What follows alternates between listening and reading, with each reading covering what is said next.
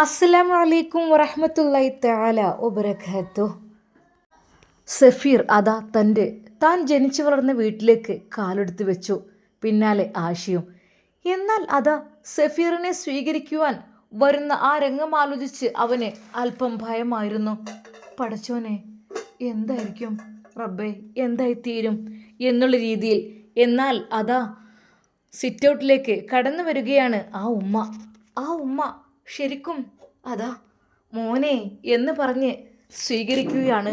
ശരിക്കും അവൻ അത്ഭുതപ്പെട്ടു. റബ്ബേ, ഇത് സ്വപ്നമാണോ അതോ?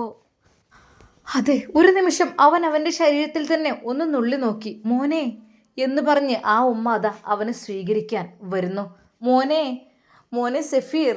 അല്ല, എന്നാൽ സഫീറിൻ്റെ കണ്ണുകൾ നിറഞ്ഞൊഴുകി. റബ്ബേ, എൻ്റെ ഉമ്മ എത്രയോ വർഷങ്ങൾക്ക് മുമ്പാണ് എന്നെ ഇത്രയധികം സ്നേഹിച്ചിട്ടുള്ളൂ. ഇപ്പം അടുത്തായിട്ടൊന്നും എൻ്റെ ഉമ്മ എന്നെ അങ്ങനെ സ്നേഹിച്ചിട്ടില്ല.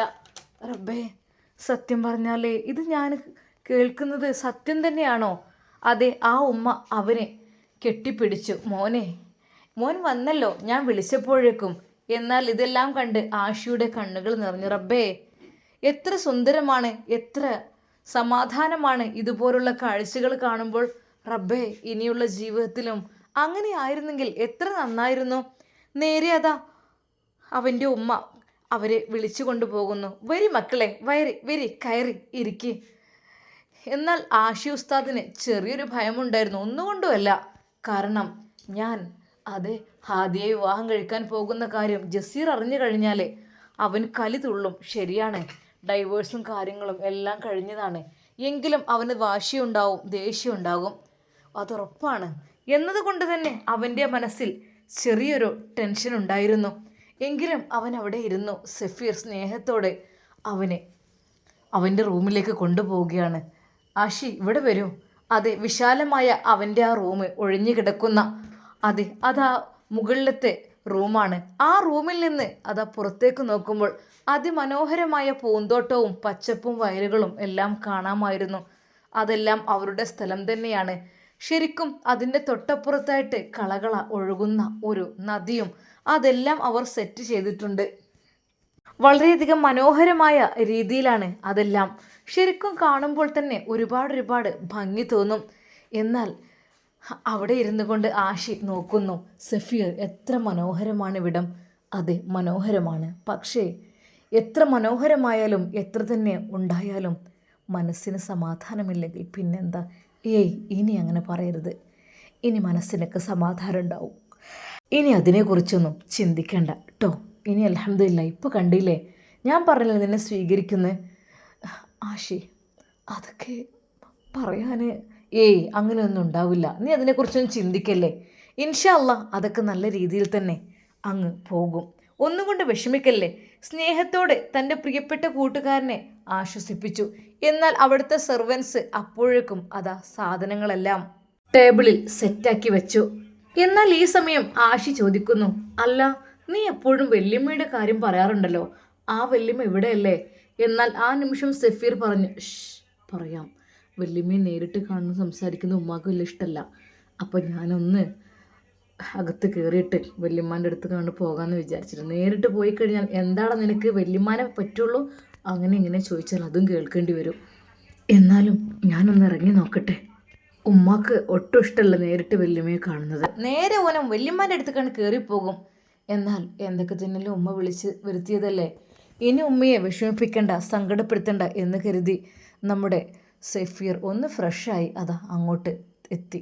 വല്യമ്മയെ കാണാത്തതിൽ വല്ലാത്ത വിഷമമുണ്ടായിരുന്നു. എന്നാൽ പതുക്കെ വല്യമ്മയുടെ റൂമിലേക്ക് എത്തി. വല്യമ്മ,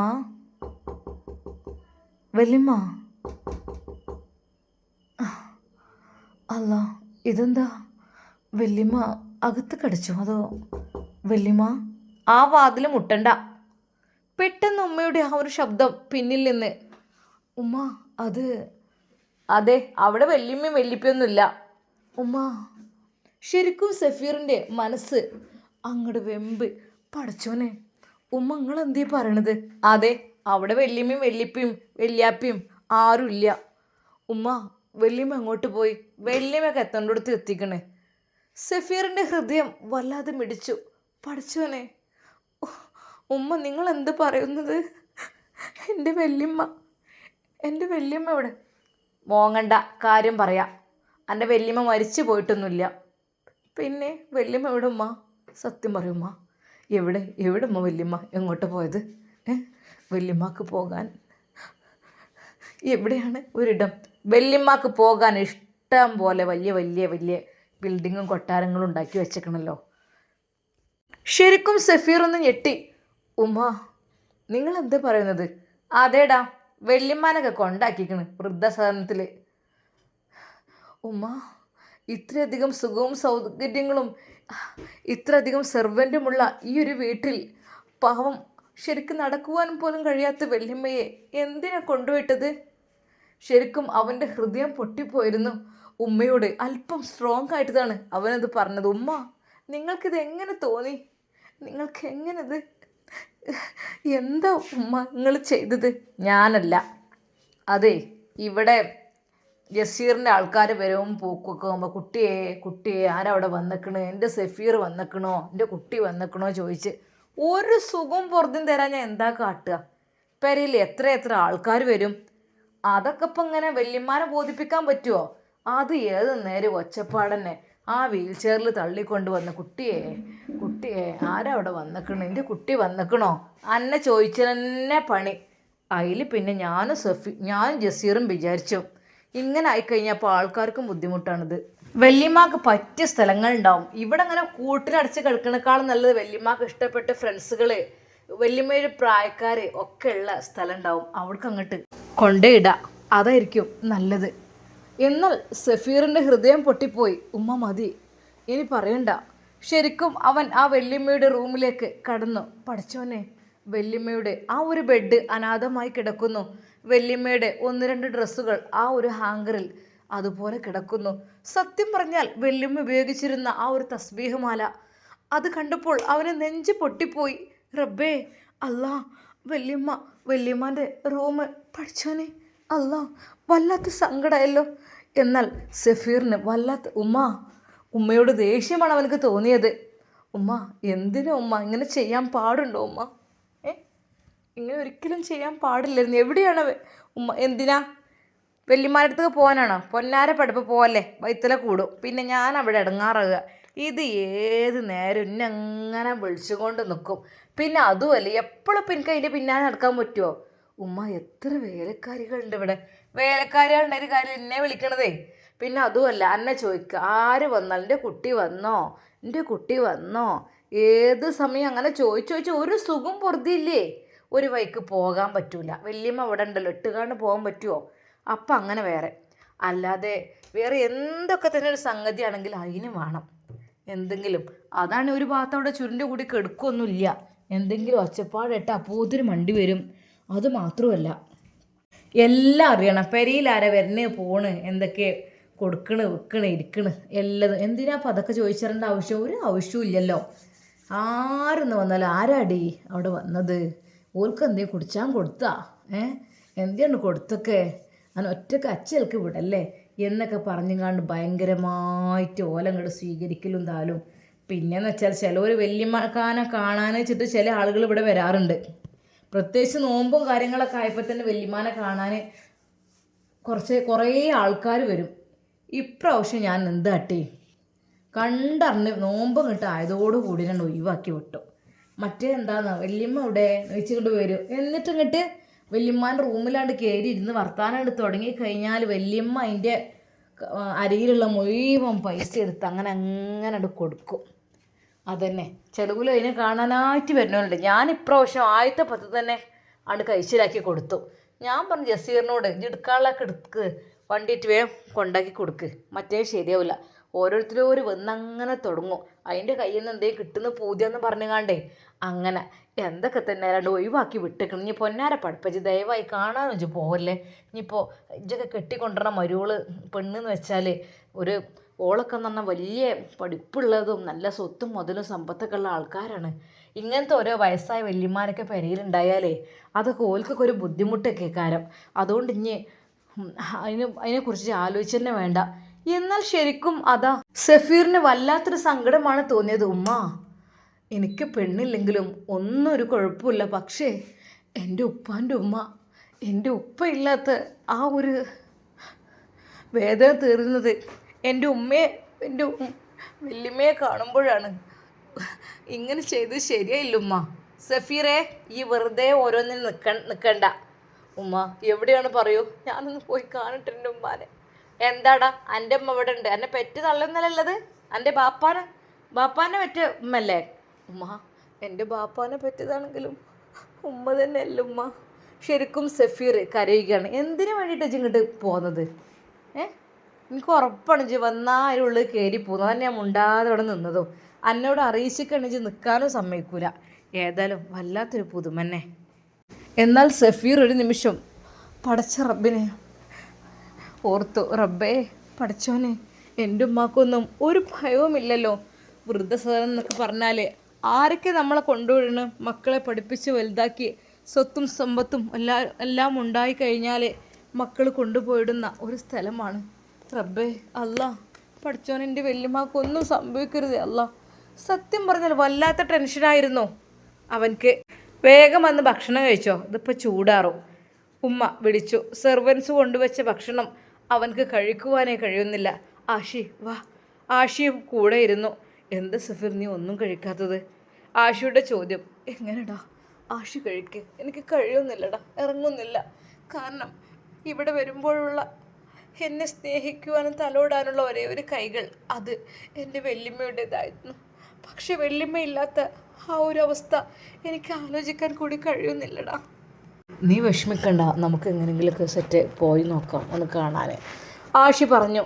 എന്നാൽ ഉമ്മ പെട്ടെന്ന് അങ്ങോട്ട് വന്നു. അതെ, ഇനി വല്യമ്മാനെ തേടി പിടിക്കാനും നോക്കാനും നിൽക്കണ്ട. ഉമ്മ എവിടെയാണെന്ന് പറഞ്ഞാൽ മതി. എവിടെയല്ല, അതങ്ങനെ കയറി ചെല്ലാൻ പറ്റുന്ന സ്ഥലമൊന്നല്ല. എല്ലാവർക്കും കയറി നിരങ്ങാനൊന്നും പറ്റൂല. അതൊക്കെ അതിൻ്റേതായ രീതിയിൽ സെറ്റപ്പും കാര്യങ്ങളൊക്കെ ഉണ്ട്. നോക്കാനൊക്കെ ആൾക്കാരും എല്ലാവരും ഉണ്ടാവും. ഇനിയിപ്പോൾ അത് നിങ്ങൾ തേടി തിരിഞ്ഞ് പോവന്നെ വേണ്ട. സഫീർ കേട്ടല്ലോ? ഉമ്മയുടെ ആ ഒരു വാക്കുകൾക്ക് സഫീറിന് മറുപടി മൂളാൻ കഴിഞ്ഞില്ല. കണ്ട, ഓന് മൂളക്കല്ല. ചില കാര്യങ്ങളൊക്കെ ഒന്നും ഓൻ മൂളി തരൂല എനിക്ക്. അതാണ് എനിക്ക് ഓനുള്ള ദേഷ്യം. അങ്ങനെയാണെങ്കിൽ ജസീറോ എന്തൊക്കെ പറഞ്ഞാലും ഓൻ മൂളും. അങ്ങനെ ഉണ്ട്. പിന്നെന്ത് ചെറ്റത്തരം കാണിച്ചാലും അപ്പോൾ ഒന്ന് മൂളും. ഇത് ഇവൻ മൂളൂല. ഇവനിങ്ങനെ ദേഷ്യം പിടിപ്പിച്ചങ്ങ് നിൽക്കും. ആ പിന്നെ നമുക്കൊരു പെണ്ണ് കാണാൻ പോകാണ്ട്. ഏതായാലും എൻ്റെ കൂട്ടുകാരനുണ്ടല്ലോ കൂട്ടത്തിൽ. പിന്നെ പെണ്ണ് നല്ല വിദ്യാസമ്പന്നയായ പെണ്ണാണ്.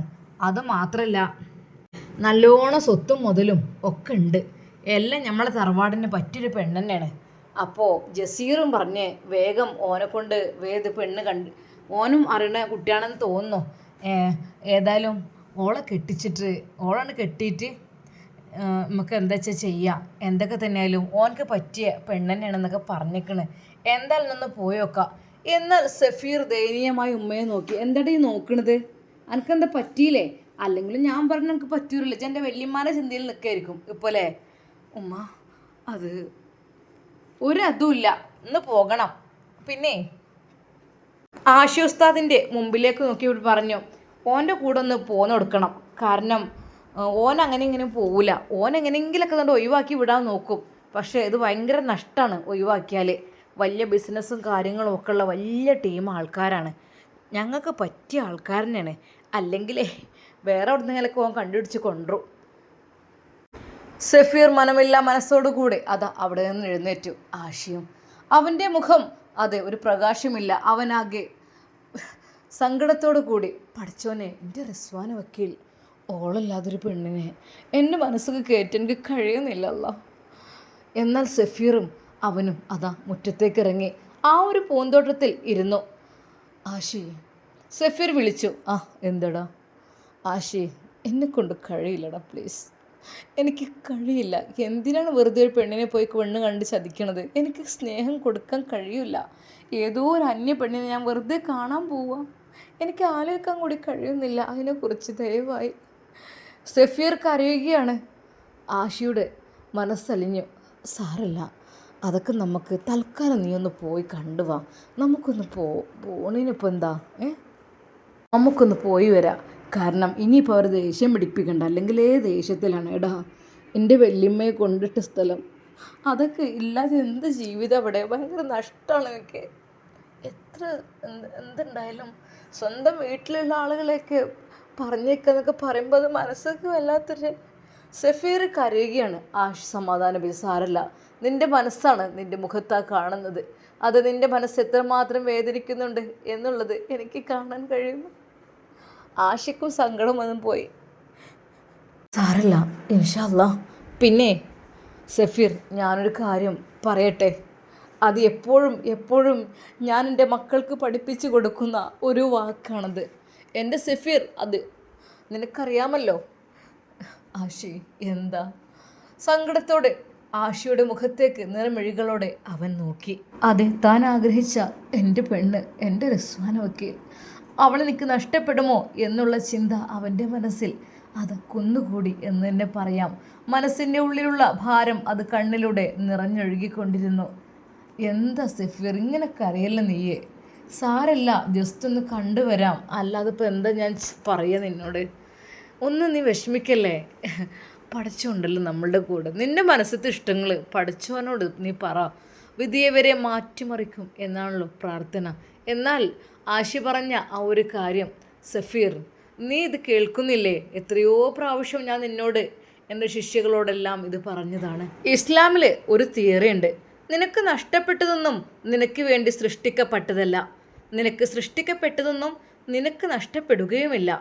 നിനക്കായി സൃഷ്ടിക്കപ്പെട്ടത്, നിനക്ക് അർഹതപ്പെട്ടത്, നിനക്കായി വിധിക്കപ്പെട്ടത് അത് 7-ാം ആകാശത്തിന് മുകളിലാണെങ്കിലും നിനക്കത് എത്തുമെന്നും, അത് നിനക്ക് വിലക്കപ്പെട്ടത് അത് നിൻ്റെ 2 ചുണ്ടുകൾക്കിടയിലാണെങ്കിൽ പോലും നിനക്ക് വിധിച്ചിട്ടില്ലെങ്കിൽ അത് നിനക്ക് ലഭിക്കില്ല എന്നതുമാണ്. അതാണ് ആ തിയറി. അതനുസരിച്ച് കഴിഞ്ഞാൽ, നമ്മൾ അള്ളാഹുവിൻ്റെ വിധിയിൽ വിശ്വസിച്ച് കഴിഞ്ഞാൽ അത് നമുക്ക് യാതൊരു പ്രോബ്ലംസും ഉണ്ടാവുകയില്ല. എൻ്റെ അള്ളാഹുവാണ് എന്നെ സൃഷ്ടിച്ചത്, എൻ്റെ പടച്ച റബ്ബാണ് എന്നെ സൃഷ്ടിച്ചത്. അതുകൊണ്ട് തന്നെ അല്ലാ ഉണ്ട് എൻ്റെ കൂടെ എന്ന് മാത്രം വിചാരിക്കുക. അല്ലാ, എൻ്റെ മനസ്സിൽ ആഗ്രഹിച്ചത് നീ എനിക്ക് തരണേ അല്ലാ, നിരന്തരം ദുആ ചെയ്യുക. പിന്നെ എന്തൊക്കെ തന്നെ ഇനി ഉമ്മയെ വെറുപ്പിക്കണ്ട. തൽക്കാലം ഉമ്മ പറഞ്ഞ സ്ഥലത്തേക്ക് പോകാം. പിന്നെ നിൻ്റെ ഉമ്മമ്മ, അതെ, ഒരിക്കൽ പോലും നിൻ്റെ വല്യമ്മയുടെ അരികിലേക്ക് ഉമ്മാക്ക് പോകുന്നത് ഇഷ്ടമല്ല എങ്കിൽ ഉമ്മ അറിയാതെ തന്നെ പോകണം, കണ്ടുപിടിക്കണം ഇൻഷാ അല്ലാ.